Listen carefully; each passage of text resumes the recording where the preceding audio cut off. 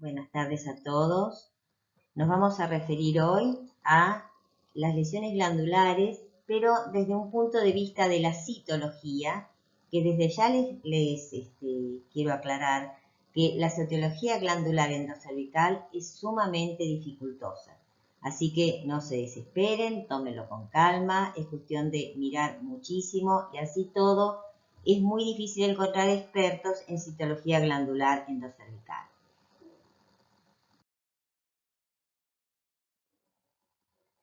Como vemos, este es uno de los tantos motivos.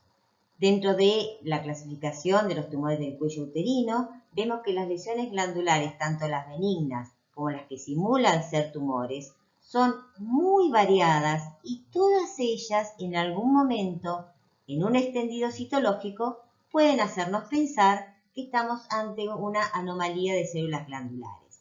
Aquí tenemos, por ejemplo, una microfotografía de una hiperplasia microglandular, que luego vamos a ver que es una causa frecuente de este tipo de diagnóstico. Y luego tenemos las lesiones glandulares precursoras y francamente invasoras. Aquí podemos ver en rojo las modificaciones que hubo en la OMS 2014. Ya está saliendo la OMS 2020, así que bueno, vamos a ver qué modificaciones trae. Y uno de los cambios de nomenclatura fue que al adenocarcinoma de tipo endocervicoide lo llamaron de tipo usual, porque es el más usualmente visto. Hicieron un subtipo de carcinomas mucinosos, dentro de los cuales estaba englobado el conocido como adenocarcinoma de desviaciones mínimas, que lo denominan de tipo gástrico por el tipo de mucina que producen, y lo subdividen a su vez en de tipo intestinal y células de anillo de sello. Luego, todas las otras variantes que ustedes ya conocen desde el punto de vista histológico, y agregan también el adenocarcinoma de tipo neuroendocrino, con carcinoma neuroendocrino. Aquí tenemos una microfotografía superior de un adenocarcinoma endocervicoide o de tipo usual, y por debajo estos tramposos adenocarcinomas de tipo de desviaciones mínimas, actualmente llamados de tipo gástrico. Veamos cómo lo llaman ahora cuando salga la OMS 2020. ¿Qué es lo que seguro tiene el libro nuevo, que la verdad que le di una rápida ojeada? Bueno, todos los carcinomas del tracto genital inferior, femenino, están siendo divididos en HPV relacionados y en HPV independiente. De modo tal que dentro de los HPV relacionados tenemos el de tipo usual, el de tipo vello glandular, los mucinosos, los de tipo SMILE, los neuroendocrinos y adenoide basal. Y, llamativamente, el adenocarcinoma de tipo endometroide endocervical, que antes se consideraba HPV relacionado, ahora se sabe que es HPV independiente y que es en realidad un tumor sobrediagnosticado y muy poco frecuente. También es HPV independiente el de tipo gástrico, o recordemos desviaciones mínimas con sus variantes, los serosos, células claras y los mesonétricos. Desde el punto de vista de la citología, ¿cómo clasificamos todas estas anomalías? Bueno, por supuesto tenemos las células glandulares normales y luego tenemos las anomalías de células epiteliales glandulares o ACG, anomalías de células glandulares, que se subdividen en atípicas o anómalas, donde uno puede decir que son de tipo NOS, o sea, sin ningún tipo de especificación endocervical, endometral, o a veces solamente podemos decir que son glandulares y no sabemos de dónde proviene. Una categoría más importante que es ACG favorece neoplasia, que se subdivide también en de células endocervicales o de células glandulares, como al igual que en la categoría anterior no podemos decir de dónde provienen. El adenocarcinoma in situ, que tiene criterios citológicos bien definidos, lo mismo hay que animarse a diagnosticarlo.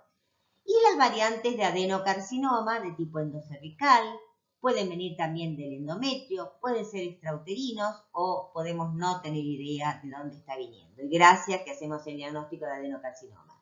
¿Qué es lo importante en el Bethesda 2014? Es que se enfatiza que el Papa Nicolau no es un buen método de screening para las lesiones glandulares. Por supuesto que es muy útil cuando detecta, pero no debe utilizarse como método de screening poblacional. Veamos entonces, para saber interpretar las anomalías, hay que siempre conocer primero lo normal. Aquí tenemos una colposcopía normal, donde esta zona, que es más de tipo como vellosa, corresponde a un epitelio cilíndrico, y esta parte más lisita corresponde a un epitelio escamoso. Esto es un ectropion fisiológico.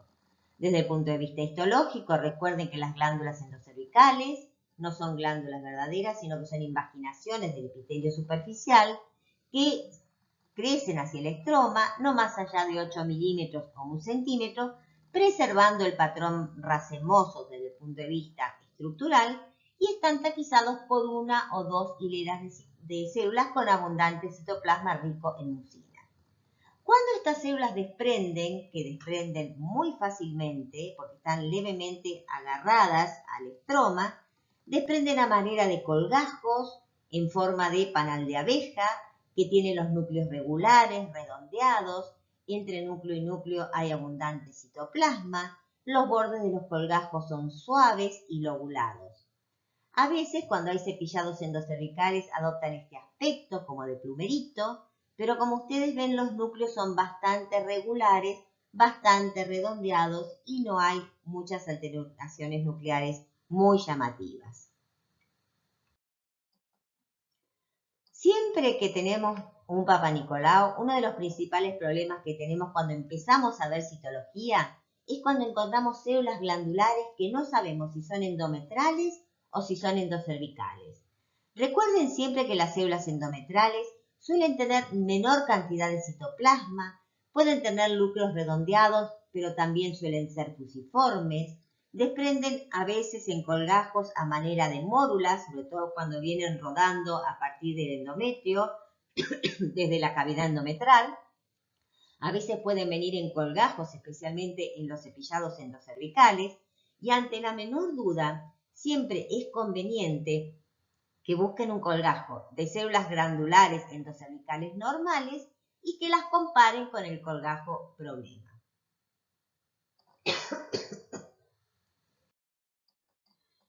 Y una cosa que también puede traerle cierta dificultad es en pacientes mayores, que a veces no tenemos el dato de si tienen histerectomía, son cúpulas vaginales y encontramos células que realmente nos parecen glandulares. Bueno, sepan que podemos tener células cilíndricas en ausencia de útero verdaderas, que pueden provenir de adenosis vaginales, que es presencia de glándulas en la vagina, de focos de endometriosis, de rectos mesonéfricos, de glándulas de Bartolino cuando la toma es muy cercana a la vulva, de fístulas rectovaginales, de cuellos restantes. No siempre las histerectomías totales son totales. Muchas veces queda un pequeño muñoncito de cuello en la cúpula que puede estar dándole células cilíndricas absolutamente normales. Y una condición curiosa, pero que muchas veces es motivo de presentación de casos en congresos, es la trompa de falopio prolapsada hacia la cúpula vaginal. Por algún método que utilizan cuando hacen la histerectomía total, a veces sin querer cosen la trompa de falopio al fondo de la cúpula vaginal y el pabellón se ve desde el punto de vista colposcópica como una masa, incluso de aspecto papilar y pardo clara, que desprende células cilíndricas. No se asombren si alguna vez tienen un diagnóstico sospechoso de adenocarcinoma o de algún tipo de lesión glandular, y en realidad, esto se los da, por supuesto, el dato se los da el ginecólogo. Ustedes van a ver células cilíndricas en la cúpula, se van a asustar y puede ser que provengan de esta extraña condición. El problema es cuando tenemos las falsas células cilíndricas, que pueden ser provenientes de células parabasales atróficas, que a veces son redondeadas y simulan ser células metaplásicas, incluso con colitas, como la célula metaplásica inmadura, y la célula de tipo goblet cell, es decir, con el citoplasma vaculado que puede verse en la atrofia.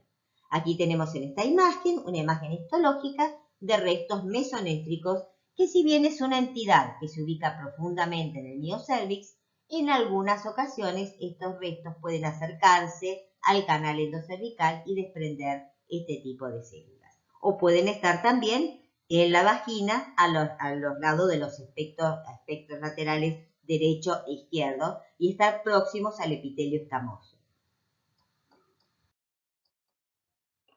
Pasamos entonces a lo que no es normal, que es ACG, anomalía de células glandulares. Este espectro es muy amplio. Por supuesto que ACG favorece neoplasia, es peor que ACG NOS, pero en general el ginecólogo los encara ambos casi de la misma manera. ¿Cuál es la definición de ACG?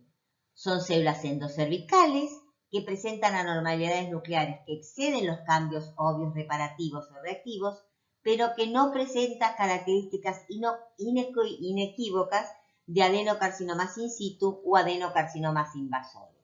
Y se subdividen en ACG-NOS, cuando las alteraciones son más leves, y ACG favorece neoplasia, que ya es un escalón más arriba, donde en realidad pensamos que es un adenocarcinoma in situ o un invasor, pero no nos animamos a ponérselo.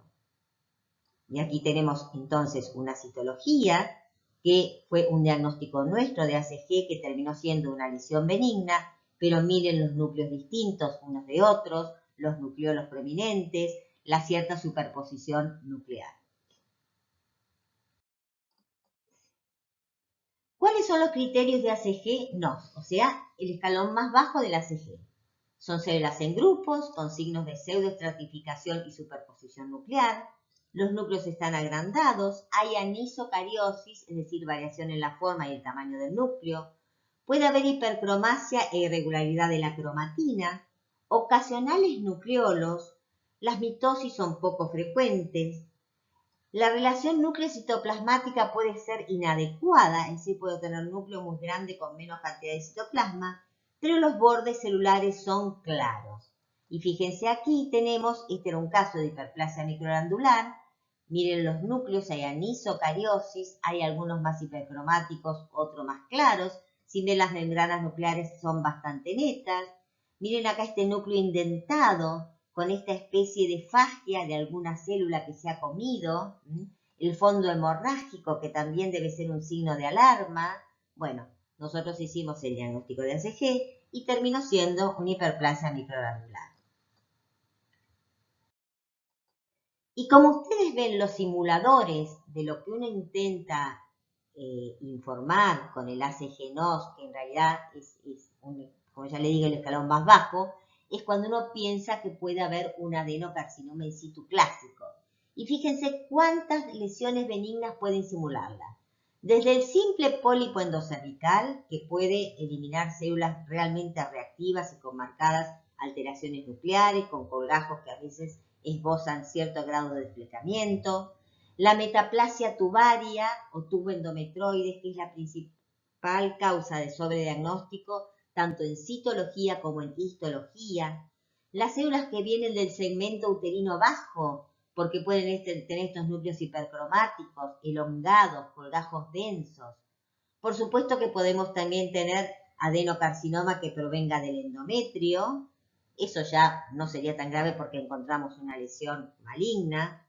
El SIL de alto grado cuando compromete la glándula y el carcinoma de endometrio de tipo endometroide.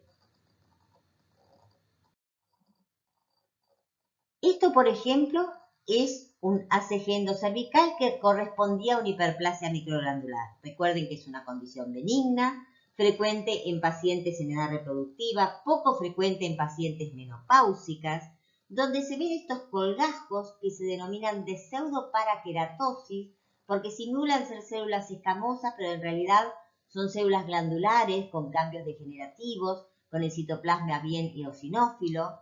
Desprende colgajos celulares densos, como les mostré antes, con marcadas irregularidades nucleares, con un fondo a veces hemorrágico, a veces esbozan luces glandulares, y lo que los ayuda mucho es la gran cantidad de polinucleares que a veces se apoyan en los colgajos. Eso puede hacerle pensar que se trate de una condición benigna, pero no es infrecuente que la hiperplasia microglandular produzca un diagnóstico de ACG-NOS o ACG favorece neoplasia. Otra patología absolutamente benigna es la endometriosis, que recuerde que son los focos de epitelio y estroma endometral, que pueden estar tanto en la porción exocervical, pueden estar en la vagina, pueden estar profundamente en el canal endocervical y entonces acá ya tenemos un inconveniente. Tenemos células que simulan, o mejor dicho, son células de tipo endometral, pero no provienen del endometrio, sino que provienen del foco endometrósico. La endometriosis, sobre todo cuando está profundamente en el canal endocervical, es frecuente causa de diagnóstico de ACG, incluso de ACG favorece neoplasia. ¿Por qué?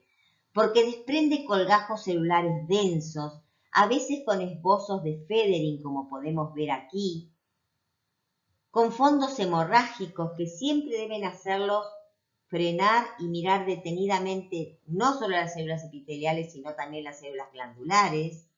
A veces hay esbozos de luces. ¿Y qué es lo que los ayuda? Los ayuda que desprenden colgajos de epitelio, como vemos acá en la foto inferior, asociado con estroma. Esto se denominan los colgajos epitelio-estromales.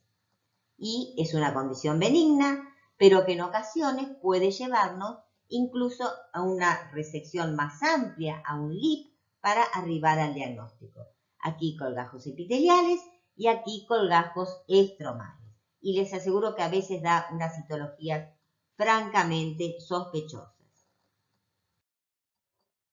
La metaplasia tubaria, como dijimos antes, tanto en histología como en citología, puede ser causa de sobrediagnóstico de lesiones glandulares.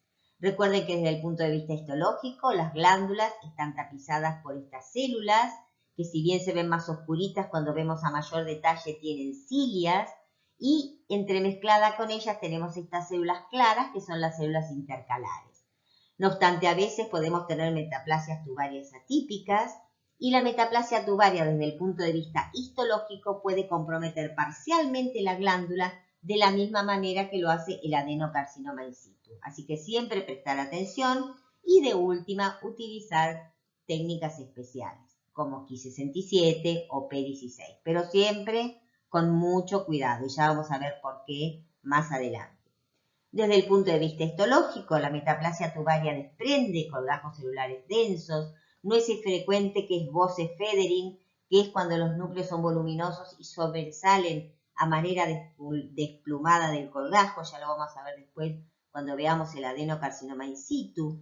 A veces puede desprender en estos colgajos donde los núcleos están desordenados, pierde su orientación hacia la parte basal y hace una especie de pseudoestratificación.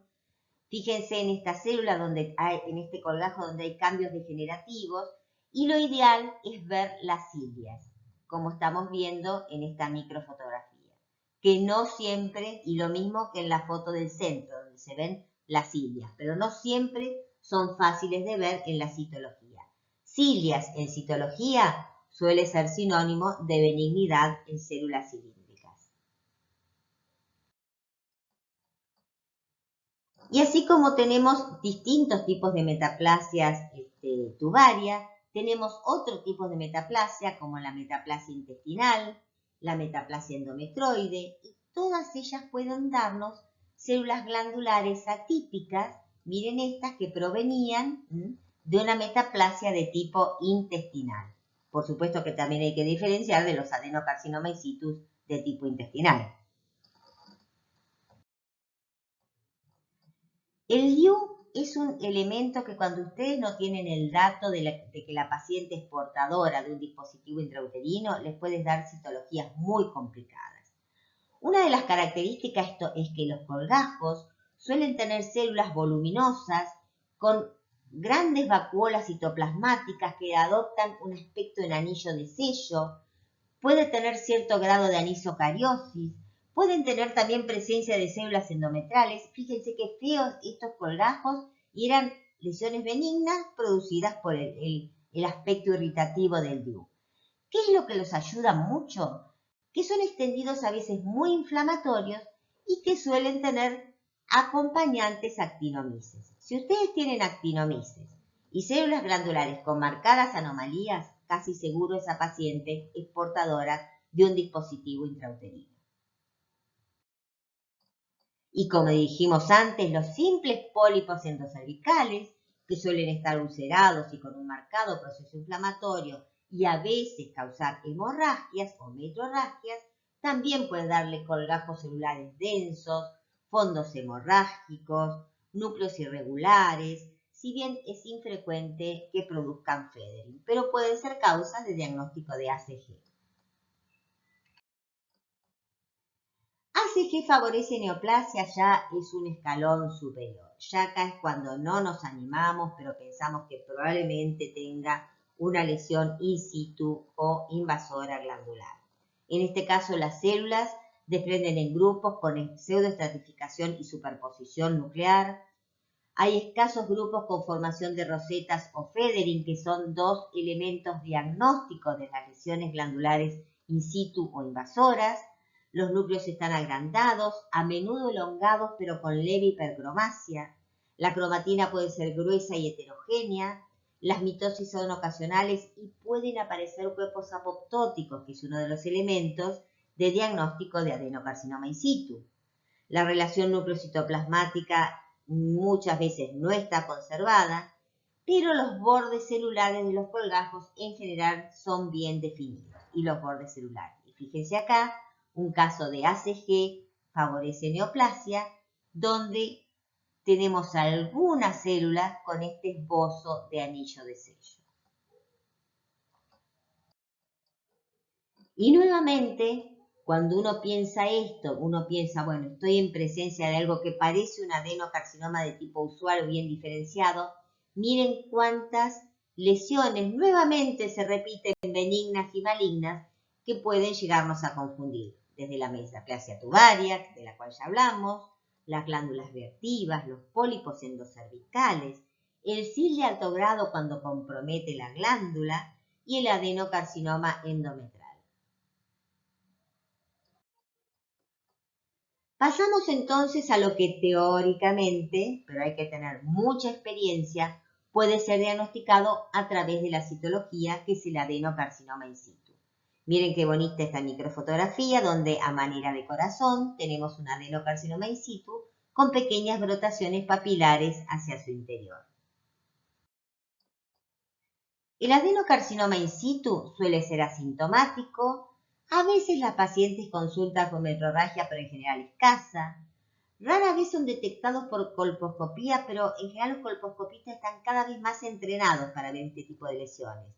Se ve como una ectopía así gruesa, muy marcada, a veces con mucorrea, que llama mucho la atención. Suelen ser sospechados o diagnosticados por citología o por biopsia, porque la mayoría de ellos se descubren en el algoritmo del estudio de una lesión intraepitelial escamosa de bajo grado o de alto grado. 50% o hasta 75-80% de las lesiones glandulares in situ suelen estar asociadas a lesiones escamosas in situ o invasoras.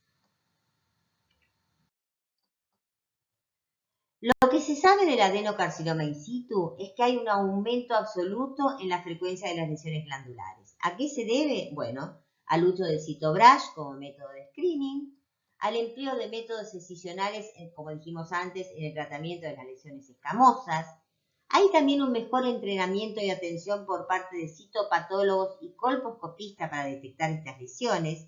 Y si bien la prevalencia del adenocarcinoma in situ es desconocida, se ha incrementado notablemente en los últimos años. El pico de incidencia es 35 a 44 años, como ven, 10 a 15 años antes que el adenocarcinoma invasor. Es por eso que se lo considera el verdadero precursor de los adenocarcinomas invasores.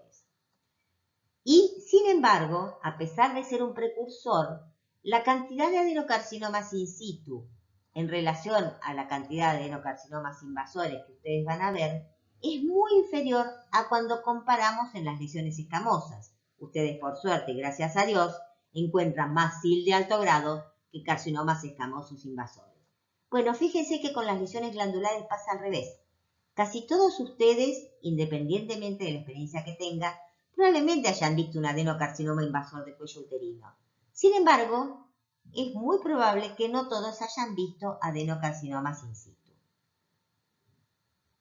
¿Por qué pasa esto? Bueno, porque hay dificultad diagnóstica, colposcópica y citológica, y aparentemente el adenocarcinoma invasor no siempre es precedido por adenocarcinomas in situ, como pasa con las lesiones escamosas, sino que directamente debutan como adenocarcinomas invasores. ¿Cuáles son los factores predisponentes del adenocarcinoma in situ? Bueno, similares a los del adenocarcinoma invasor y comparten también varios con las lesiones escamosas.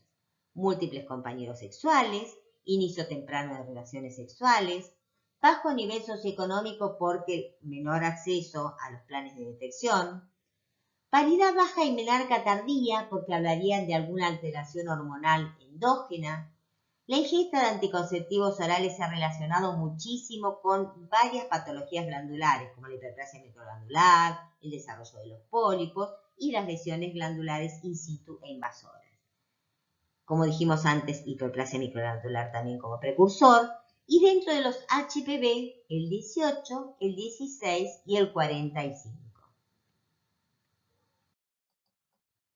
Sabemos que tenemos distintas variantes histológicas de adenocarcinoma in situ que acompañan a las variantes invasoras. Tenemos el de tipo usual o endocervicoide, el de tipo endometroide, los de tipo intestinal, serosos, células claras, adenoescamosos, y en los últimos tiempos se ha descrito el SMILE, que es una variedad de carcinoma adenoescamoso in situ. En realidad, Cram, que fue el primero que lo describió hace unos años, lo puso primero como variante de lesión escamosa intraepitelial, pero luego fue ubicado por la OMS dentro de variante de los adenocarcinomas in situ. Aquí tenemos en estas microfotografías, miren una lesión escamosa intraepitelial de bajo grado y por debajo un adenocarcinoma in situ. Miren qué bonita la transición entre el epitelio glandular atípico y el epitelio glandular normal. Y en la microfotografía de debajo, un adenocarcinoma in situ de tipo intestinal. ¿Cuáles son los criterios citológicos diagnósticos de adenocarcinoma in situ? Disposición en láminas con bordes deflecados. Este es un elemento importantísimo, que es lo que se denomina en inglés feathering, que significa desflecado o desplumado. Siempre miren los bordes de los colgajos, como tienen acá. ¿Qué pasa? Los núcleos son tan grandes que no caben y se salen del colgajo. Y así es como se ven pequeños penachos.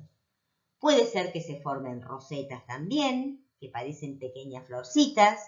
Los núcleos están agrandados, elongados y estratificados. Hay anisocariosis. Hay hipercromasia, pero no frecuentemente. La cromatina es finamente granular y el nucleolo no siempre está presente. Aquí tenemos colgajos clásicos de adenocarcinoma in situ. Miren en esta fotito superior, el colgajo denso con los núcleos superpuestos, muy poca cantidad de citoplasma. Recuerden las células glandulares normales que les mostré al principio. Siempre busquen colgajos normales para comparar. Miren cómo el borde del colgajo en parte es liso, pero en parte se defleca y salen los núcleos hacia la periferia. Lo mismo que en el colgajo de abajo. Y aquí tienen los esbozos de luces o rosetas. Todo esto puede llevarlos al diagnóstico casi certero de adenocarcinoma in situ en la citología y no es de descartar que tenga adenocarcinomas invasores luego en el estudio final. Pero tienen que tener varios de estos colgajos. Por supuesto que hay variantes de adenocarcinoma in situ que van a tener su representación en la citología. Por ejemplo, el de tipo endometral, que les va a dar este tipo de colgajo más denso, donde pueden simular células o son células de tipo endometral. El de tipo intestinal, miren qué bonita estas goblet cell, cómo se expresan aquí en la citología. Y el SMILE también tiene una citología característica. ¿Por qué? Dijimos que es un carcinoma adenoescamoso in situ. Así que va a eliminar células escamosas, a veces con este aspecto de metaplasia escamosa inmadura, y células francamente de SIL de alto grado, porque tiene un componente escamoso y un componente glandular. Y así es como se ve en la histología. Mucho cuidado con este tipo de lesión en la histología, no informarlo como una metaplasia escamosa inicial o inmadura. Siempre ver que haya superposición, núcleos irregulares, hipercromáticos, mitosis, Este puede ser uno de los simuladores. Miren cómo preserva células glandulares atrapadas en el epitelio y en realidad todo constituye una lesión neoplásica in situ. El SMILE es una lesión in situ que tiene su variante también invasora. Ahora bien, ¿cuáles son las causas de error en los screenings de las lesiones glandulares? Bueno, al igual que en las lesiones escamosas, siempre error de muestreo. La realidad es que no todos los ginecólogos toman bien los papanicolaos, no todos logran ver el cuello, no todos nos hacen una toma buena de la zona de transformación. Error de screening o de diagnóstico 10%, yo creo que esto debe ser bastante más, y rápida progresión de algunas lesiones.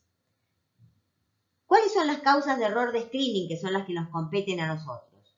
Que haya poquitos colgajos representativos y que no los veamos.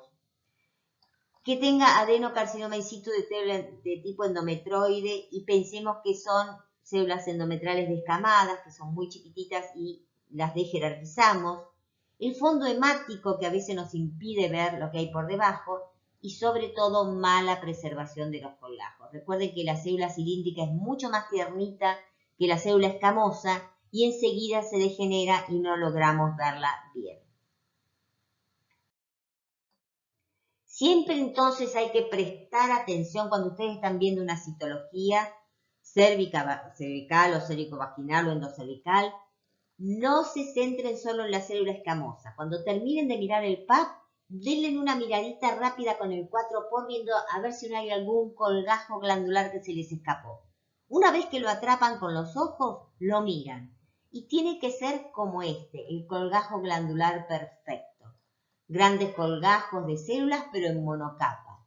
Buscar siempre, como en este colgajo de al lado, algún grado de pleomorfismo nuclear o desorganización. Entonces, obviamente, este colgajo seguramente va a ser benigno.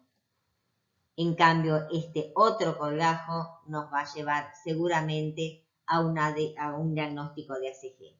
Recordar que los adenocarcinomas detectados por screening tienen siempre menor estadio que los sintomáticos. Pasamos entonces al adenocarcinoma cervical invasor, que tiene una incidencia muy variable según las distintas series, hasta un 34%, edad promedio 50 años, factores de riesgo similares a los in situ, o sea, HPV-18, múltiples compañeros sexuales, inicio temprano de relaciones sexuales, anticonceptivos orales, y aquí se nos suma cierta predisposición genética en pacientes que tienen síndrome de Coit-Sheger, sobre todo el adenocarcinoma de desviaciones mínimas. Estos tumores son muy tramposos porque suelen ser muchas veces asintomáticos. Si tienen síntomas, y esto es algo que cuando le doy la clase a los ginecólogos se los remarco muy bien, uno de los síntomas es la mucorrea. Pónganlo, le digo a los ginecólogos, consignen en el Papanicolau que la paciente tiene mucorrea, porque es un importante signo del adenocarcinoma endocervical. Y por supuesto metrorragia, que siempre es un signo de alarma. La citología del adenocarcinoma endocervical es la citología de un carcinoma. Ustedes tienen que pensar si es escamoso o glandular, pero desprende colgajos de células y estroma, pueden formar rosetas, papilas y núcleos desnudos, puede haber células sueltas, la marcada hipercromasia es infrecuente, muchos no tienen nucleolos y muchos no tienen diátesis, pero sí pueden tener fondo hemorrágico o mucoide. Y fíjense, estos colgajos son bastante más feos que los anteriores, y aquí podemos ver incluso figuras de mitosis anómalas, siempre en este fondo hemorrágico. Y por supuesto tenemos variantes de adenocarcinomas que se expresan en la citología. Yo siempre digo que con hacer el diagnóstico ya podemos llamarnos muy contentos, pero veamos que hay algunas características. Veamos solo de algunos. El adenocarcinoma de tipo vello glandular, que es un adenocarcinoma bien diferenciado, que puede verse en pacientes jóvenes, que se asocia a HPV de alto riesgo y a ingesta de anticonceptivos orales y que tiene un excelente pronóstico en su forma pura. ¿Por qué tiene excelente pronóstico? Porque es un tumor que tiene un marcado crecimiento exofítico, son lo que llama de tipo bulky, pero cuando uno mira histológicamente, infiltran muy poquito el estroma y de ahí entonces su buen pronóstico. Miren aquí entonces cómo desprenden estos colgajos que forman verdaderas estructuras papilares, pero ¿qué pasa? La citología es blanda, hay núcleos superpuestos, ¿recuerdan las células normales? Bueno, si bien los núcleos son redondeaditos, no hay un marcado Federing, se nota la formación de papilas, pero en general la citología es bastante inocente. Y miren aquí este estudio, donde estudiaron 8 extendidos citológicos en forma retrospectiva, ¿no? Los volvieron a mirar y vieron que los pudieron subdividir en de tipo endocervical, endometral y de tipo intestinal. Por supuesto que eso ya son Gardel, gracias que hicimos el diagnóstico de adenocarcinoma y que pensamos en vello glandular. La verdad que es bastante difícil subdividirlo, pero bueno, este es un estudio, fueron desde la biopsia a la citología, no al revés, de la citología a la biopsia. Y los diagnósticos diferenciales que se plantearon fueron los cambios reactivos, el adenocarcinoma in situ, el carcinoma seroso papilar, que puede ser raramente del cuello, pero puede provenir del endometrio. Lo que pasa es que en este caso hay marcada atipia citológica y los colgajos no tienen los bordes regulares. Y por supuesto también células endometrales. El adenocarcinoma de células claras, que recuerden que es una variante de adenocarcinoma que puede verse en niñas y en pacientes adolescentes. Lo que llama la atención de este tipo de adenocarcinoma es que las células tienen un moderado a marcado pleomorfismo nuclear, cosa que no es frecuente en los adenocarcinomas cervicales. Pueden tener nucleolos prominentes, pueden tener cierto grado de amoldamiento, pero lo que más llama la atención es la abundante cantidad de citoplasma de estas células francamente neoplásicas. El carcinoma adenoescamoso les va a llamar la atención porque van a tener un extendido que les parece francamente positivo, pero va a tener mezcla de células escamosas que siempre se ven con esta orangiofilia en el centro del colgajo. Recuerden, cuando los colgajos tienen esta pancita naranja, eso nos habla más de células escamosas. Lo que pasa es que acá están mezcladitas, escamosas con glandulares. El adenocarcinoma de desviaciones mínimas, bueno, la verdad que yo nunca me enfrenté a uno de ellos en la citología. Es muy frecuente en Japón y en poblaciones orientales. Entonces ellos dicen que hay que prestar mucha atención al flujo acuoso, hay que buscar células con una mucina marrón-naranja en el citoplasma. Por ultrasonografía se ve un patrón en cosmos porque se ven las glándulas dispersas que comprometen todo el cuello uterino. Muchas veces hay que hacer un loop o un blip diagnóstico a raíz de que informa una citología glandular anormal, y ellos usan test de aglutinación del látex marcado con HIC 1083, que es un marcador para mucinas de tipo gástrico. Recuerden que no siempre, pero podemos tener lesiones glandulares metastásicas que comprometen el cuello uterino. ¿Qué es lo que va a llamar la atención? Bueno, este parece, hablando en lenguaje de patólogo, como si fuera un colado de la citología. ¿Vieron cuando ustedes están mirando una biopsia de estómago y de golpe aparece un pedazo de piel y dicen, esto no está, esto es un colado? Bueno, esto están mirando un extendido de Papá Nicolau y de golpe ven un colgajo que dicen, esto no parece de acá, ¿se habrá venido flotando en la batería y se pegó en este Papá Nicolau? Bueno, eso es una de las cosas que primero les va a llamar la atención. Los colgajos son tridimensionales con marcada atipia, que como ya les dije no es frecuente en las lesiones glandulares del cuello uterino. También debe llamar la atención de la presencia de células en anillo de sello, la presencia de cuerpos de samoma, para descartar que esto no sea algo que esté viniendo del endometrio o de los anexos. Como dijimos antes, las células no parecen pertenecer al extendido. ¿Y por qué? Porque si bien nos parece francamente positivo, el fondo es limpio. Entonces uno espera en una lesión neoplásica invasora tener diátesis, tener un fondo sucio. ¿De dónde puede venir? Bueno, puede venir del propio aparato genital femenino, por vía canalicular del endometrio, puede venir viajando de la trompa, o incluso puede hacer un trayecto ovario, trompa, endometrio, cuello.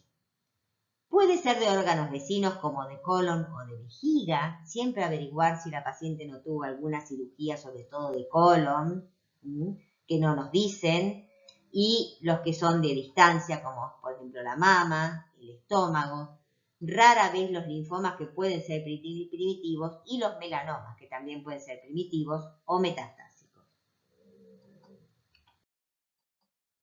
Aquí tenemos, por ejemplo, en un extendido cervicovaginal, un carcinoma endometroide que se manifiesta en estos colgajos con vacuolas citoplasmáticas y con esta fagia de polinucleares. Este colgajito les tiene que llamar la atención por este elemento. El carcinoma seroso endometral, que ven que da este tipo de colgajo, pero con mucha más atipía que de lo que sería el vello glandular. Esta foto de acá abajo que parece un extendido desecado, pero no era desecado, era que el carcinoma venía viajando desde la trompa hacia el extendido citológico vaginal. En realidad esto es una fotito que me regaló la doctora Rosa Laudi, que era de su maestra, la doctora Gañeten. Así que es una foto histórica. Y este es un caso propio, muy terrible, de una paciente de 27, 28 años que presentó estas células en los extendidos y correspondía a una infiltración del cuello por un adenocarcinoma de células en anillo de sello de estómago y fue la primera manifestación. ¿Cuál es la importancia, cuál es el significado clínico de cuando ustedes hacen un diagnóstico de ACG? Fíjense, aquí en un estudio de 47.374 PAP, 111 fueron diagnosticados con ACG. Sepan que de por sí el diagnóstico de ACG de un laboratorio debe ser inferior al 1%. En este caso el 2 dio 0,23%, es decir, más o menos 0,25, 0,50% el diagnóstico de ACG. De estas 111, 71 tuvieron lesión clínicamente significativa. Entonces, hay que tener en cuenta que ACG es un signo de mayor alarma citológica que ASCUS, siempre es de mayor alarma citológica. ACG favorece neoplasia tiene un mayor riesgo que ACG NOS, 20% versus 53%, o sea, más del doble. Y la mayoría de los carcinomas que encontraron fueron adenocarcinomas. 15 en menores de 35 años y 56 en mayores de 35 años. Siempre por eso, ante un diagnóstico de ACG, se recomienda en pacientes en especial mayores estudio de endometrio y de anexos, en especial cuando son pacientes peri o postmenopáusicas. En menores de 35 años, solo cuando hay factores de riesgo endometrial, por ejemplo, pacientes diabéticas, obesas, infértiles. Y en mujeres con diagnóstico de repetido de ACG, se propone muchas veces una biopsia excisional diagnóstica porque la lesión puede estar en el fondo de una glándula y no estar representada en una biopsia. Aquí tenemos un metaanálisis de 19 artículos donde ellos vieron la presencia de lesiones benignas, premalignas y malignas con diagnóstico de ACG. 11 de los artículos tuvieron una alta correlación entre ACG y lesiones benignas, pero en 6 predominaron las lesiones premalignas escamosas. Sepan desde ya que cuando ustedes hacen un diagnóstico de ACG, curiosamente la mayoría de lo que van a encontrar, si es que hay lesión significativa, va a ser más escamosa que glandular. ¿Por qué? Bueno, porque la célula muchas veces se origina en ese terreno metaplásico. De todos los ACG que encontraron, 9 a 38% tuvieron SIL de alto grado, 2 o 3, y adenocarcinomas in situ. Y 3 a 17% fueron carcinomas invasores. De todos los carcinomas, fíjense, muchos fueron escamosos, otros fueron adenocarcinomas y otros fueron adenocarcinomas de endometrio, que se expresaron primariamente en los extendidos cervicovaginales. ¿Y cuáles fueron las lesiones benignas más frecuentes? La cervicitis, los pólipos, hiperplasia microglandular, metaplasia tubaria e hiperplasia endometrial. O sea, varias de las que estuvimos hablando anteriormente. Como conclusión, ACG es 10 veces menos frecuente que ASCUS, pero se está incrementando porque cada vez aprendemos a ver y a buscar más las lesiones glandulares. Como dijimos, por un mayor entrenamiento de citopatólogos y colposcopistas, por el uso de métodos de recolección como el CitoBrash y también porque hay un aumento de las lesiones glandulares endocervicales. Ahora bien, ¿pueden las nuevas técnicas mejorar el diagnóstico de ACG? Bueno, veamos un poquito cómo ha evolucionado esto. ¿Qué pasa con el test de HPV? En un metaanálisis de 2 estudios, vieron qué pasaba con el HPV de alto riesgo en mujeres con ACG. Y vieron que las mujeres con HPV de alto riesgo negativo y ACG tienen hasta un 18% más riesgo de tener lesiones extracervicales, es decir, de endometrio, trompa y ovario, especialmente después de los 50 años. El riesgo de lesiones precancerosas, escamosas, en HPV de alto riesgo negativo es bajísimo, 0,4%. Por lo tanto, si ellos dicen que la combinación del test de HPV en relación a la edad en pacientes con ACG distinguiría el riesgo de lesiones cervicales de lesiones no cervicales. ¿Qué pasa con el test de HPV en las lesiones glandulares? Bueno, no está recomendado en el triage de las lesiones glandulares. ¿Por qué? Porque varios adenocarcinomas endocervicales son, como vimos antes, HPV negativos. Y ojo que se está viendo también que muchos carcinomas escamosos son HPV negativos. Porque puede haber lesiones glandulares metastásicas ginecológicas o extraginecológicas que también van a ser HPV negativos. ¿Y cuándo podría ser útil? Bueno, cuando tengo ACG con una evaluación inicial negativa. Entonces, si tengo ACG con HPV de alto riesgo positivo, voy a tener que buscar tumores HPV relacionados. Y si tengo ACG con HPV de alto riesgo negativo, tengo que buscar tumores cervicales raros o tumores HPV negativos ginecológicos o extraginecológicos. En el seguimiento de ACG y HPV, se vieron que las pacientes que tienen ACG con HPV positivo pueden tener hasta un 50% de patología en el seguimiento reiterado. En cambio, cuando es ACG con HPV negativo, se detecta solo un 5% de patología. ¿Qué pasa con la P16 y las lesiones glandulares? Bueno, recuerden que la P16 es una proteína del ciclo celular que en condiciones normales, cuando la célula se divide, libera el ligando E2F, la célula entra en progresión, la progresión celular estimula la producción de proteína P16 a partir del gen P16, el cual favorece que se vuelva a unir E2F al gen del retinoblastoma y de esa manera se detiene el ciclo celular. Cuando la paciente tiene una infección transformante por un HPV de alto riesgo, 16, 18, 45, ¿qué pasa? La porción del gen del retinoblastoma que debería estar ocupada por E2F está ocupada por la porción E7, es decir, que la célula se está dividiendo continuamente. Esta división continua lleva a una producción excesiva de P16 que no logra cumplir su función de frenar el ciclo celular porque no puede hacer que E2F se une al gen del retinoblastoma porque está ocupado por E7. Esto produce una acumulación de proteína P16 que se detecta tanto en el núcleo como en el citoplasma de las células de los epitelios glandulares y de los epitelios escamosos. Es un marcador subrogante de infección por HPV de alto riesgo. Indica integración viral. ¿Qué pasó con la citología? En la citología comenzaron utilizando P16, que detectaba estas células marroncitas perfectamente, y luego debían ser interpretadas a ver si eran o no células atípicas. Pero fíjense lo que pasó en la citología. Como dijimos antes, en la histología detecta muy bien las lesiones glandulares malignas, pero recuerden que es una proteína normal del ciclo celular que frena el ciclo celular. Es decir, que en el epitelio glandular normal vamos a tener algunas células P16 positivas.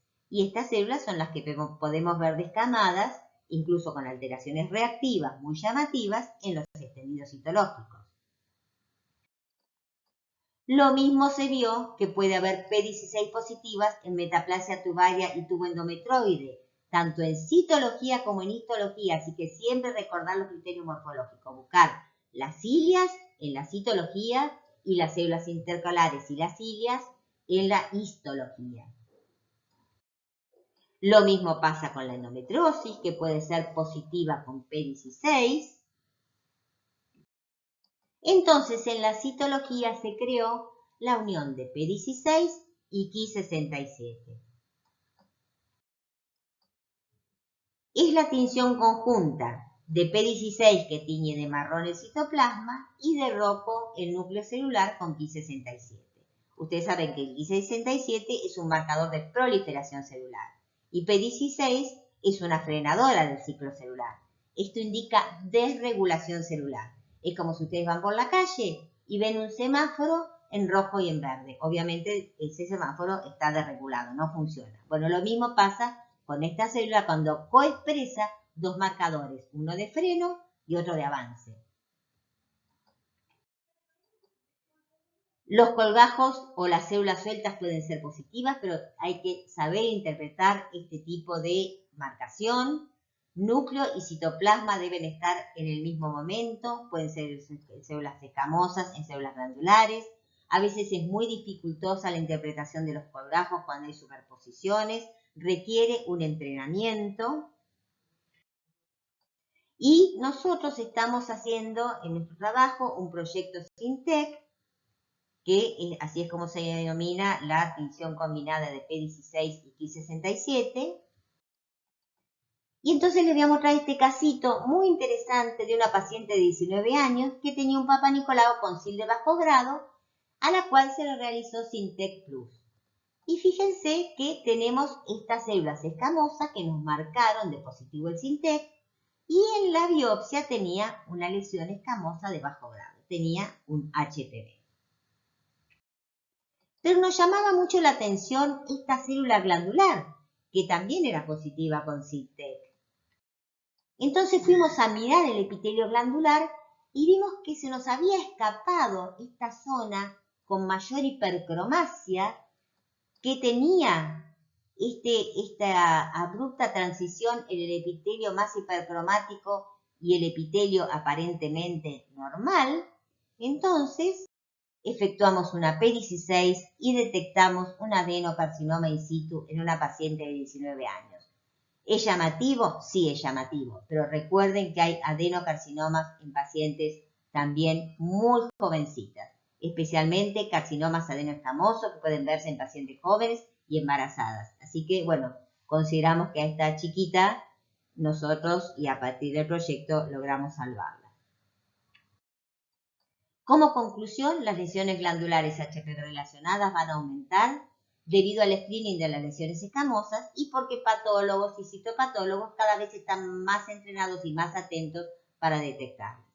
Recordar que no todas las neoplasias endocervicales son HPV relacionadas, así que los test de HPV aquí no van a servir y teóricamente la vacuna tampoco. En patología glandular hay que interpretar las nuevas técnicas siempre con cautela. No todo lo marrón es positivo como piensan algunos. No obstante, el diagnóstico de ACG siempre, y especialmente por encima de los 50 años, debe ser un signo de alarma citológica independientemente del estado del HPV de la paciente. Entonces, ¿qué es lo importante que ustedes se tienen que llevar en este estado de formación? Que cuando están mirando un extendido citológico, a veces apurado, corriendo, porque tienen los chicos, la casa, el Ateneo, la vida, que últimamente está cada vez más complicada, es que no se les tiene que escapar el colgajo que los va a llevar al diagnóstico. No sé si vamos a poder ir ni siquiera a Brasil, pero deseo a todos que esto termine, deseamos que podamos reencontrarnos con nuestra familia, que podamos irnos de vacaciones, aunque sea a nuestra costa, aunque sea a Chascomús, aunque sea a Luján, cerquita, pero que podamos irnos. Bueno, gracias por haberme escuchado y espero que disfruten la clasecita.